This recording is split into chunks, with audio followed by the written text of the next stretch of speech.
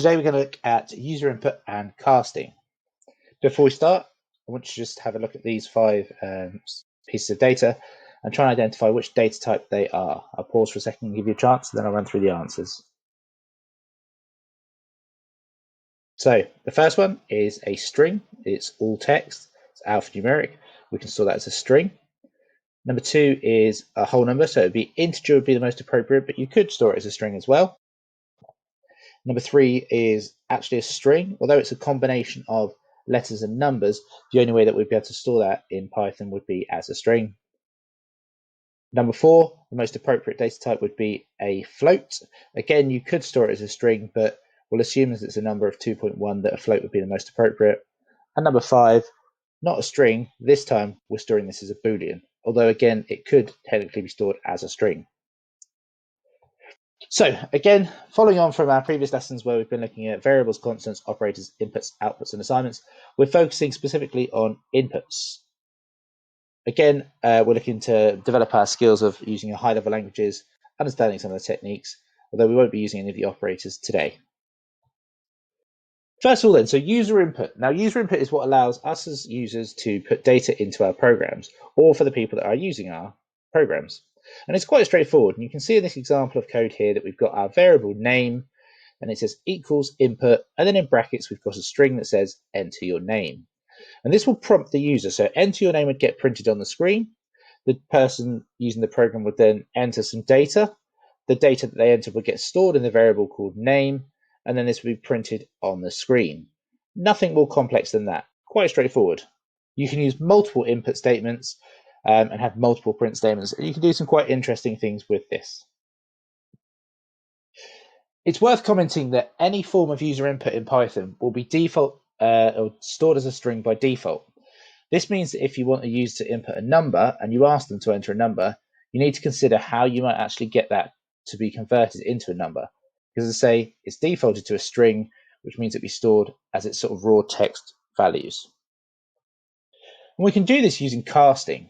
Now, casting is where we can convert one data type to another. And we can do this with pretty much any data type. So in this table on the left-hand side, you've got the Python syntax. What you would have, for example, is the letters str, and then you have brackets, and then the data that you want to convert to a string. So that data could just be simply numbers. It could well be a variable in itself, a number of ways of doing this.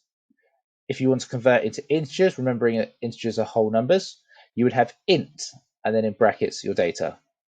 Floats being decimals, you would have float, and then in brackets, data. And if you wanted to convert to Boolean, you would use bool, and then the brackets. Now notice that these are all lowercase, and if you're using idle, these will go purple, as you can see in the example. So in the example, we've got int, and then in brackets, 5 within quotation marks. Now that means that that 5 is actually stored currently as a string, but because we've got int and then the brackets, that will actually convert that into store as an integer, so as a whole number, allowing us then to perform some calculations on that data. And casting user input can be done in a couple of ways. So here are two examples. Now you'll see in this top section of code, we've got num equals input and then enter a number. The second line, we've got num equals int num, which I've got a comment there to say that it converts data into an integer, and then I've printed the number. So this is 3 lines of code where we take the input, then on our separate line, we convert that into an integer, then we print the number.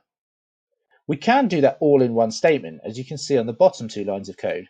So we've got on there num equals, and then notice I've got int, and then inside the brackets I've got my input statement. And this will convert automatically the user's input.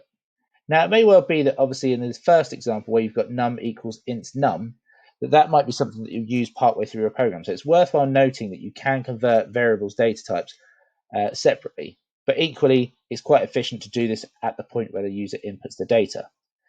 Now, when you're converting these data types, it's worth commenting as well that if you're converting a user's input into an integer, you will get an error if what a user types in isn't an integer. So if they were to type a decimal number or a word, for example, then you would get an error message. And there are ways that you can get around this, and we'll explore that in future lessons. So why is this important? Now, here's 2 examples of why this is important. And you'll notice on the left-hand side, we've got just a simple num equals input and then enter a number. Then we've got print num times 5. Now we want to actually perform the calculation of whatever the user inputs times 5. In this scenario where we're not casting the data, you'll notice that where the user has input the number 6, all it's doing is printing the number 6 5 times over. So it's multiplying that string by 5. And this might not be the desired effect that we want from our program. And you can see the example on the bottom right, that where we've actually got the casting taking place, you can see in this scenario that the calculation is actually performed. So it's quite a subtle thing to sort of spot, but it's an error that can lead to some sort of fairly significant problems within your program. So make sure that you are using these casting bits of code as and when it's appropriate. What about decimal numbers then? So obviously we've talked about casting the string that is input into an integer. We can do the same to decimal numbers. So you can see here using the example of putting it all onto one line, so num equals float this time. So we're converting the data that someone puts in as a float. Now it's worth noting, as you can see by the two examples at the bottom of the screen, where on the left-hand side I've entered the number 5, the computer is storing it as 5.0. So it can still handle whole numbers. When I'm then entering a decimal number, you'll notice that it says 5.8, and again you can see that it's storing that as 5.8. So there sometimes might be a case where actually the float might be a more appropriate number because it allows people to put decimals and whole numbers. It's a case of deciding what it is that your program needs and what's appropriate for what you're trying to create.